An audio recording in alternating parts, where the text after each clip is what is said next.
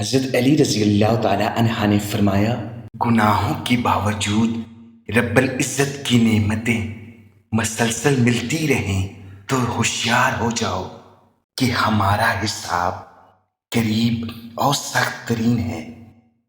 رشتے خون کے نہیں احساس کے ہوتے ہیں۔ احساس ہو تو اجنبی بھی اپنے ہو جاتے ہیں، احساس نہ ہو تو اپنے بھی اجنبی ہو جاتے ہیں۔ تنہائی میں گناہ سے بچو کیونکہ اس کا گواہ اللہ تعالیٰ خود ہے۔ عقل جیسی کوئی دولت نہیں، جہالت جیسی کوئی غربت نہیں، ادب و آداب جیسی کوئی میراث نہیں، مشورے جیسا کوئی مددگار نہیں۔ علم کے سوا دوسری بات میں غور و فکر کرنا فضول ہے۔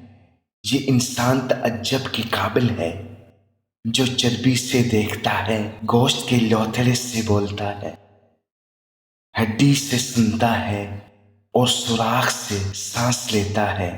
سب سے بڑا عیب یہ ہے کہ تم کسی پر وہ عیب لگاؤ جو خود تم میں موجود ہو۔